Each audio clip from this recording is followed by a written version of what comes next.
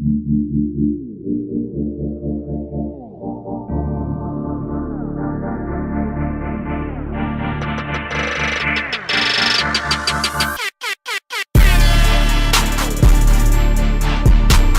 and gentlemen, welcome to another edition of the Chalk Talk for Vitality Fitness. As you can see, we've got an empty seat in the studio today.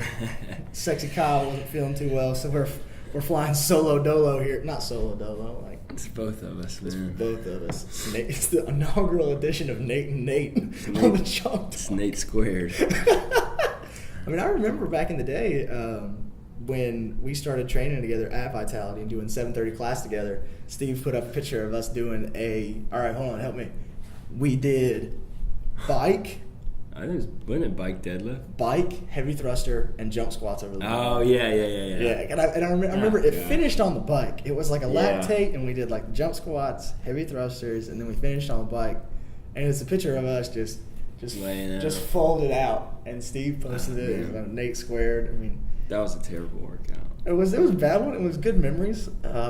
We've been doing this for a while. That's what's hard to really like step back and think about. Is you hear like games athletes or people on YouTube say, I've been doing CrossFit for 3 years, and I'm like, we've been doing it for 8 years. What have I been doing wrong? Yeah. I mean, I really just put all the blame on Steve and blame him for me not succeeding in the sport of CrossFit.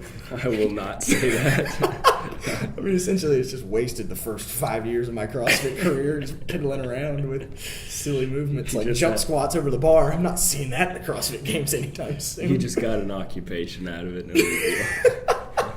I mean, yeah, I did. Thank you so much for giving me a job. I cannot thank you enough for giving me the opportunity to take care of your athletes and coach. But yeah, Kyle said he was feeling a little ill this morning. To kind of give you a little heads up on kind of Kyle's condition, I walked into the nap room, which was previously Jess's office, yesterday. It was about 3:45. I was going into the conference room to do some studying for my level 3. And I walked in because I saw the light in that room was on. I opened the door, and he's fetal positioned up, facing the wall, and the light's on. And I open the door, and he just kind of rustles a little bit, and I'm like, do I go in there and turn the light off, or is he out? Like, I mean, he wasn't feeling good yesterday. Didn't look good. He's a mysterious man. He is. Mysterious tan man. With that being said, I remembered a story that I felt that was appropriate to share without him here about your sleep habits back in the day. We've already kind of talked about how your sleep habits were whenever it was his first year at regionals. I'm thinking of one specific story that involves your beats and Kyle waking up to go to work.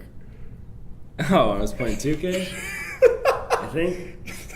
Yep. I don't know. I just couldn't sleep. It was like 4 in the morning. No. I don't think if we're on the same page, I don't think this is I don't think he was going to work. I don't think he was going to work.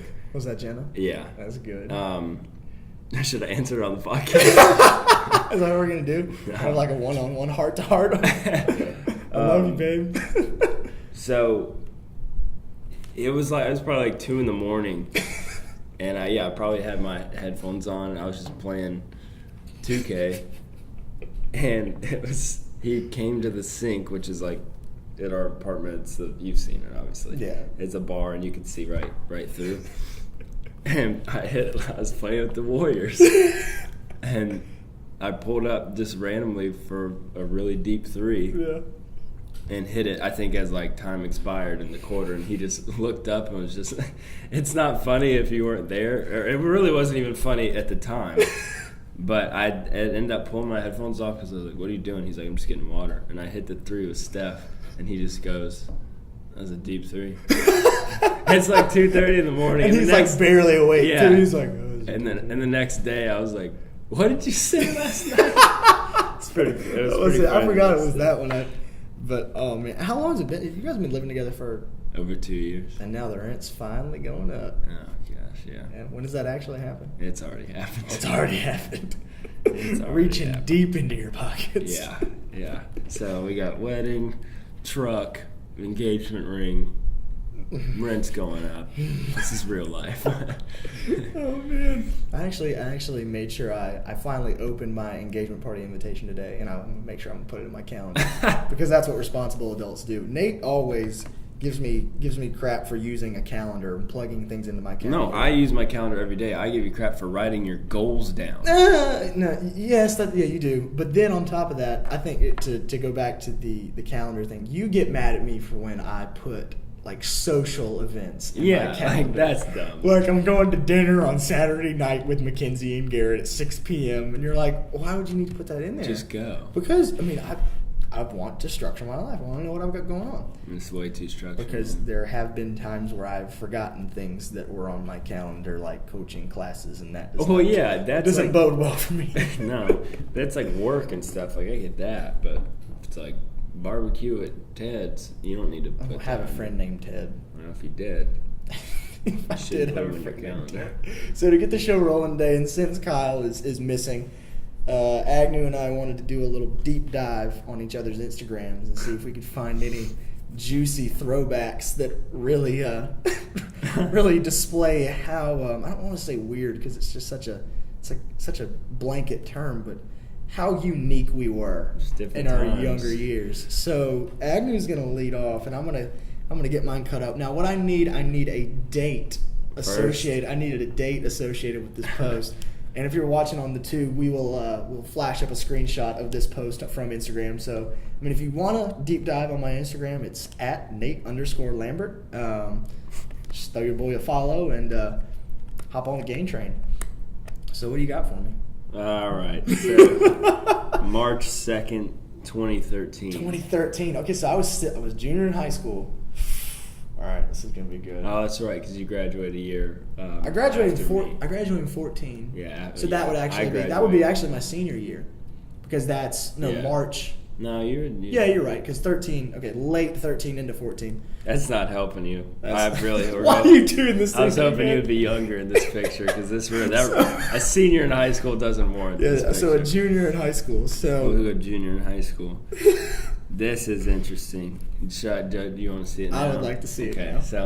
Oh God. That's pretty bad. That's pretty bad. Just in the fact that like. The beanie number one, like whatever's going on with the Under Armour beanie, you look like you're in a Bryce Harper commercial. And then the rebuilt mask. The rebuilt mask, we all did it. But then how'd you get this shirt too? Like, so the story behind and you're not big at the time. Like you can see my arms are not filling out this. It was a big shirt. I mean, granted, that's fine. But a big beanie for a big head too. But I'm maxing out that beanie. If you look at it, that thing it looks like. That's why the next picture. It looks like a yarmulke. The next picture is actually you on a beanie again. So it looks like I'm wearing a yarmulke because my head's so big it can barely fit over this. I think it's suction cupped on. What they got to say, big head, big brain. So just got a lot of that. It's a whole lot of neurological pathways going on up there. But the story behind that picture is we actually bought like 3 tubs of rebuilt mass one day. Jeez. And we were balling out. We were trying to bulk me up a little bit, try to put a couple pounds on me. Yeah. And this was obviously before I cut out dairy because all that is it's milk. Milk. It's just milk in a powder. And so we bought 3 tubs of that, and then some Amino X, throwback, the good old Amino X. Good, dude. And we bought so much stuff in one time that they threw in they gave you a complimentary a T-shirt. Damn. Now I know what the caption is on this photo, and I want you to read down and. Yeah, it's a sponsorship from GNC. What up? The best part is it's absolutely a joke, but I got like 3 or 4 comments on that photo. Be like, "Hey, bro, congrats!" Like no, I didn't. Yeah, there it is. Congrats, dude. This is not an official thing. Like it's not a real deal. It just spent a bunch of dough and got some free swag because of it. That's hilarious. Yeah, dude, who took this picture? Candy? Yeah, Candy. Yeah, Mom took it. I thought it was a good idea. It was Dad's idea to put it up on my. It was Dad's idea to throw them up on my arms to make my arms look a little bigger. That was my idea. So, what you got for me? Would you like to plug your social media handle first, in case anybody's not following you? I don't really care. At Nate Agnew 05 if you want to follow me. CCSbball05 Is that email still in? Do you use that for like your Netflix or? No, I don't use it for anything. Wow, so you've said bye-bye to CCSbball05. Yeah, I mean, it's out there, I guess. Somewhere. It's probably just loaded up with spam. Yeah, for sure. Be like addictinggames.com. Sure, it was like middle school and I needed an email for something. It's probably full of just Nike newsletters and Carolina basketball newsletters. Probably, honestly. So, the date stamp on this one is July 18th, 2013. It's the same year. Same, yeah, only a couple months separated, really, because that was from March. This from March, this in July. This is in July. July. Senior year. Yeah, I was in senior year of high school. That was a couple months before, I guess a couple months. We graduated in May, June. No, wait. This is a TBT. This is a Throwback Thursday picture. Oh, I posted it on this Posted it on July 18th. Oh, okay. So I'd already graduated. Senior prom. Senior prom. I went to. It's funny for you. I went to prom 4 different times. In your senior, maybe 5. All right. How many junior year? In high school. Did you go sophomore year? Did somebody ask you to go sophomore year? I went sophomore. No, I went 4 times. Yeah, I went as a sophomore, as a junior, as a senior, and then again as a freshman in college. Because I was still dating. Yeah, that's right. You were still dating somebody that was in high school. 4 times. Caption. You're gonna know exactly what it is as soon as I read the caption. But the caption is #TBT with these random people before prom. #embarrassing. #not really. This is what we're working with. We've got That's great, man. We've got Poppy Chulo in a Dwayne Wade jersey over here, and an angel in an Angels hat. That's right. Yes. East and West Coast representing. He's repping his teams, man. Jeez. So this is at the Hilton, right? No. This is at Boardwalk. That's what Not I mean. Boardwalk. No, that's because that's where. Oh it is Boardwalk. Sorry. It is yeah. Boardwalk. Yeah, it's right there. They're like the lake, and I think we ate at Ciro's. But the story behind it is my dad. Scott took this picture. Yeah. My dad was like, because we were all taking pictures. It was me, Ben, Austin Bundy. I think Austin Bundy was one of the guys. Bundy. And they were just chilling, like looking. And my dad was like, I bet you won't go get a picture with that guy. And I said, I bet I will. Yeah, dude. I said, I bet I will. And he was not like thrilled about it, as you can tell. And his wife was just like standoffish, but my dad was like, you won't go do it. And we did, man, I can't even tell you, we did that kind of stuff. You should take a family vacation with us. It's bad. It's really bad. But I was like, I guarantee I will. And I walked over, I was like, can I take a picture with you? And he was just like, no, sure. I was like, perfect. Thank you so much. So I put that on there. So you throw up the finger guns. That's what you went with. All because of Scott. He dared me, so that's where we went. Man. My date was extremely embarrassed. I don't doubt it. I can actually see Scott in the reflection of this photo, and he's holding the phone with 2 hands. Let me see. He's holding it like this. You can see him in the back if you zoom in. He's in the reflection. There he is, man. Old Scott. The big one. The big one. No, I don't know. I will say this. I mean, since we're talking proms and nice places to eat, my senior prom I did eat at Ciro's as well. Okay. For the rep that it got, it did not come through for me. I thought it didn't. It's funny you said. I thought Ciro's was pretty good. What'd you get? I don't remember, but I know that I enjoyed it because I can tell you the other experiences that I didn't enjoy. So I'm trying to think. Sophomore year. Man, I don't even remember where I don't think we ate. We had to. I don't remember where we went. Yeah. But then junior year, we had, and sophomore year was cool because we had prom on a yacht. Oh, and then, that's right. Covenant did. Yeah. And then junior year, we had prom at the Omni downtown Charlotte. And then senior year, with that time is when we went to Ciro's, and then when I was a freshman in college, I was still dating Tori, who's a senior. Right. And me and Ben, he was dating Sam. That gets interesting. Stories. Oh, yeah. There's a separate rapid turn podcast. events there. You have to pay to hear that podcast. We'll have them on. It'll be exclusive content. Yeah. So, I'd like to hear that for $35. A lot of people might. So, anyways, what my aunt tells us is like, you need to go to Ruth Chris. They're having a special, like a prom special. Oh man, it's like $50 for 2 of you, and it's all you can eat. And Ruth Chris is amazing. I've still never been. Oh, it's really good. We gotta go. But so me and Ben are like, and me and Ben have been plenty of times to Ruth Chris. We're like, we gotta do it. Da da da. Yeah. And both of our girlfriends are like, no, we don't want to go. And I'm like, look, you gotta understand. This makes sense. It's closer.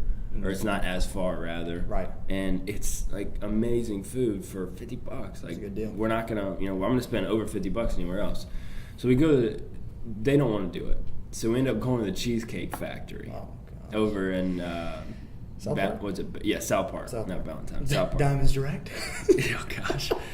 Take my money. Just take my money. So now let's talk diamonds. I was like, okay. So we wait, and it's hot as all get out. And so we wait outside for an hour. Full tux. Oh, me and Ben, we wait outside for an hour. The food sucks.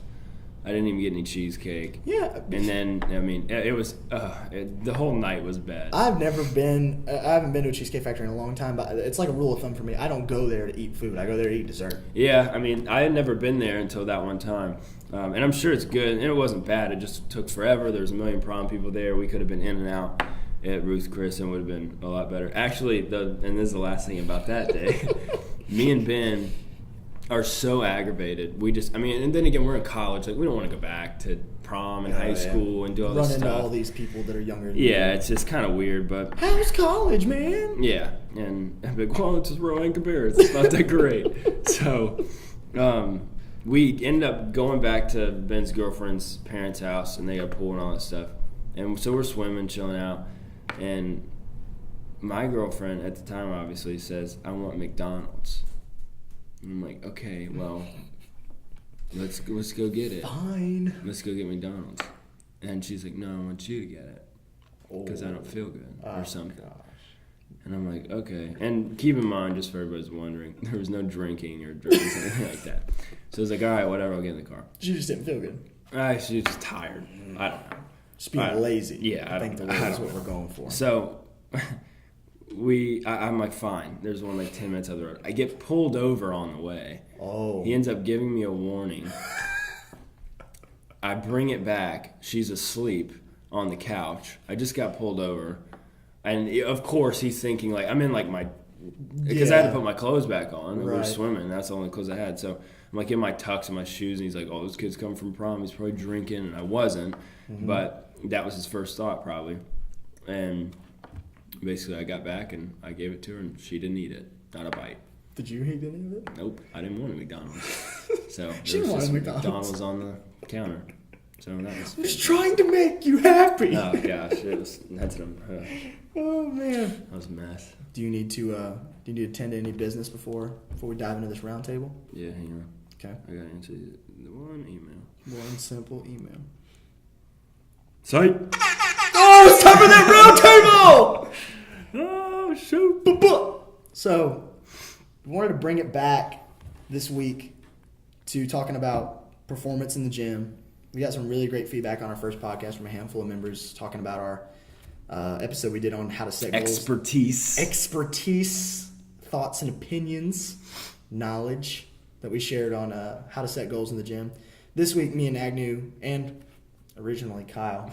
He'll do his segment some other time. Kyle has tuberculosis because it's 1804. Kyle is currently in an iron lung right now, just nurturing his fragile He's the immune healthiest person I know, and he gets sick. I've never seen. It was probably he probably stole some of your Viva chicken sauce. That's what he gets, man. God is smiting him. Yeah. For his wrongdoing. He deserves it. Man. But this week we wanted to talk about the most overlooked component of your workout. I've got something that I want to talk about. Agnew's got something that he wants to talk about. But really this idea kind of stemmed from us watching you guys, whether it be in EvoFit or in CrossFit, and seeing little things that we ignore as a part of our workout. We really just take what's on the TVs at face value and say, that's my warm-up, that's my workout, that's my strength progression if we have it on the CrossFit side.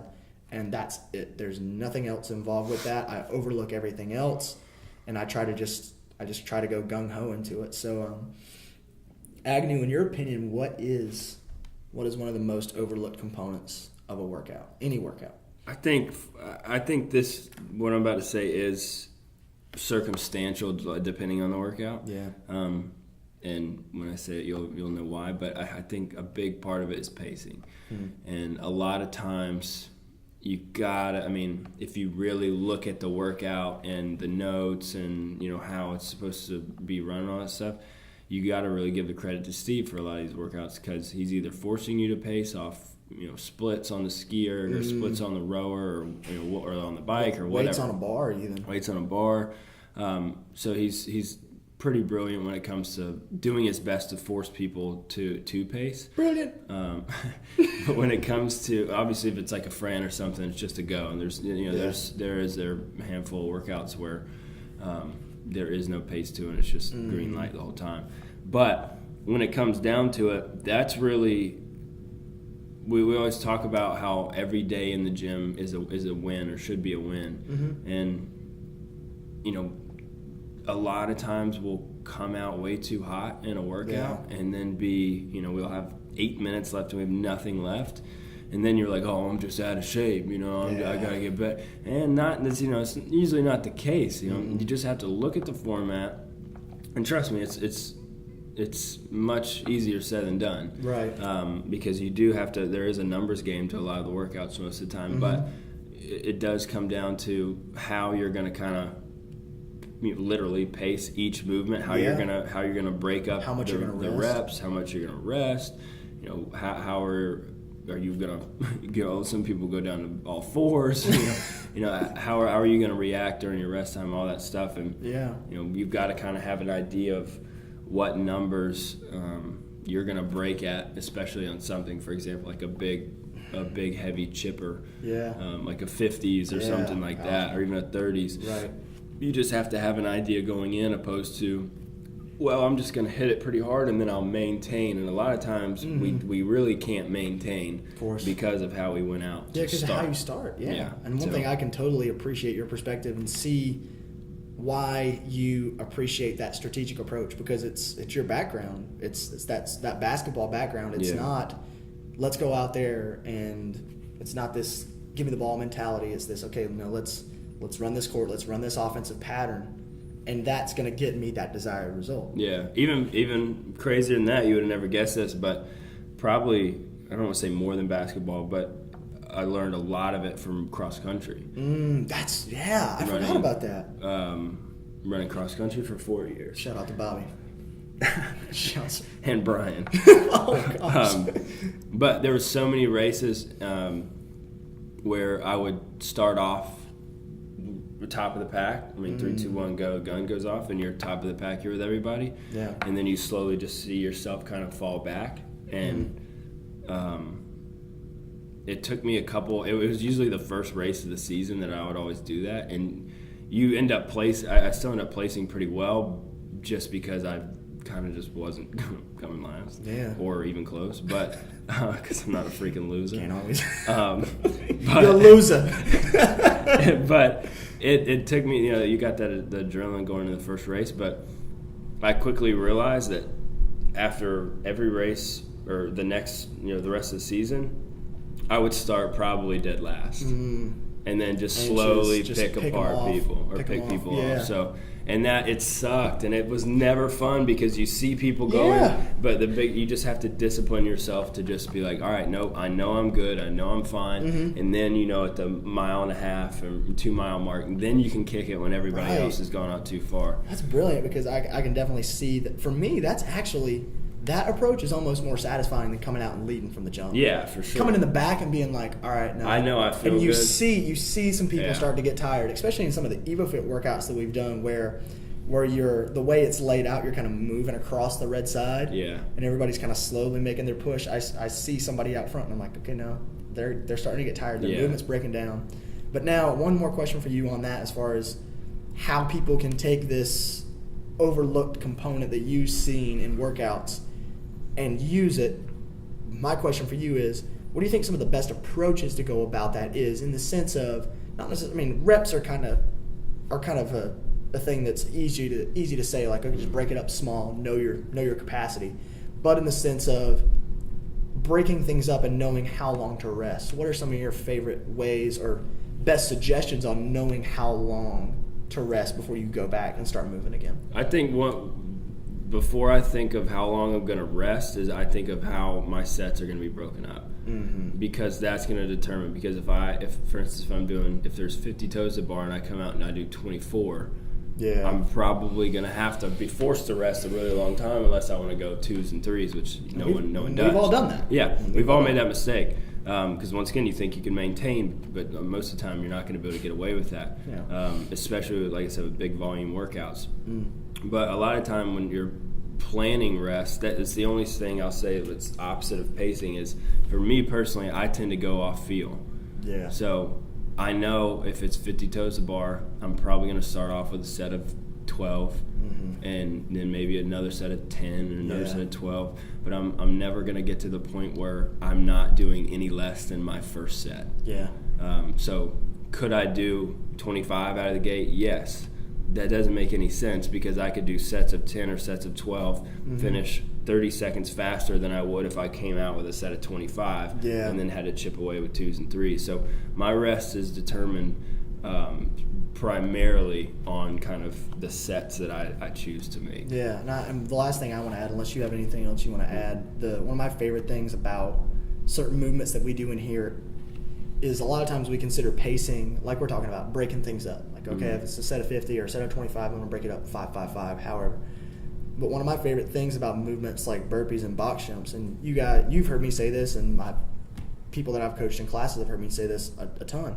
For movements like burpees and for box jumps, no big breaks. Yeah. There are tons of movements that we do inside this facility in EvoFit and in CrossFit that you can slow down. Yeah.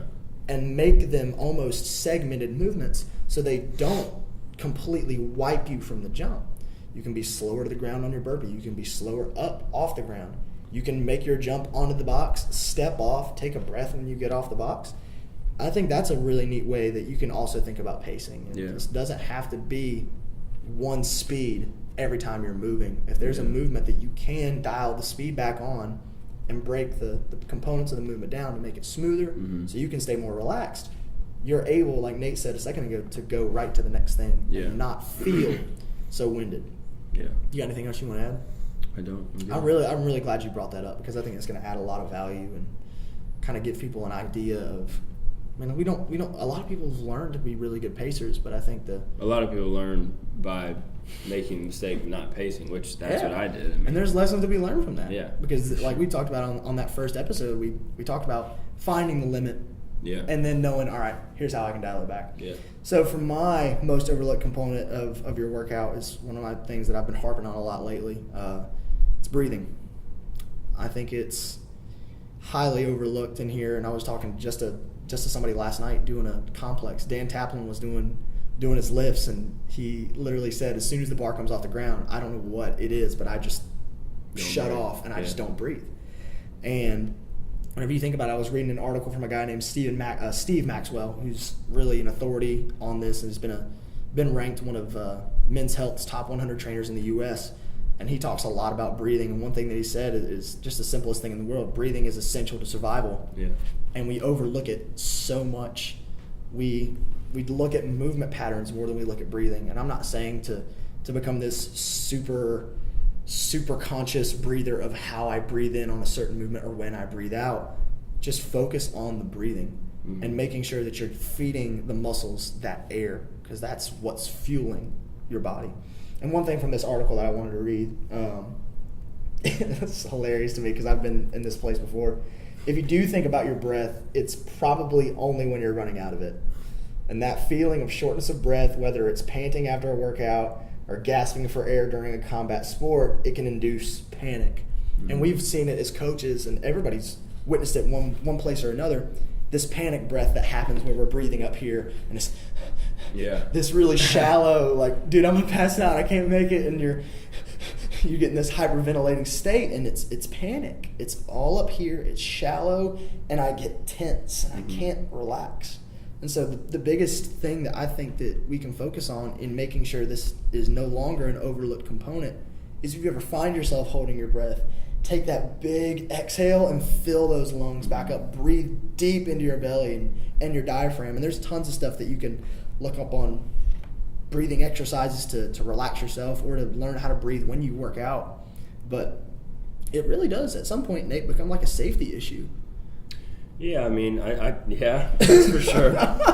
But then again, I mean, like you could, and I'm not trying to take any of that away. Dude. You could correlate that with pacing. Yeah. You know, I mean, a lot of all the stuff we talk about is all in correlation. But yeah, it can definitely become a safety issue, especially in your first like 2 months. Yeah, one thing that one of the smartest things I heard, and this would be more specific for my CrossFit guys and girls. One of the smartest things I ever heard whenever I heard somebody talk about breathing as a mechanism of pacing. Rich Froning, guy that won the CrossFit Games 4 times in a row, one of Rich's staples in competition was if he was doing clean and jerks as a single, as soon as that bar would hit the ground, he would take 2 breaths or 1 breath or 3 breaths, depending on how many or how heavy the bar was. As soon as he would exhale that 3rd breath, he's back on the bar. Yeah. And that's one thing I love about the 2 concepts that we chose is not only with the marrying of those 2 concepts do you get yourself into a more relaxed state with breathing, but you stay in a more relaxed state and a more proficient state by staying relaxed so you can move the weight on the bar consistently without stopping. So the biggest takeaway for me is you just have to remember with the breathing that's your fuel. I mean, what we put in our body is important. Diet's important. Mobility is important. All these other factors. But if we can't breathe, we can't perform. Yeah. We can last 30 days without food. But if we don't breathe, we'll last minutes or even seconds, depending on how winded we already are. That's a good point. Ladies and gentlemen, that wraps it up. Thank you for tuning into another edition of the Chalk Talk with Vitality Fitness. Keep Kyle in your thoughts. We're really scared and afraid. Y'all have a good week. We'll see you around. Bye. Bye.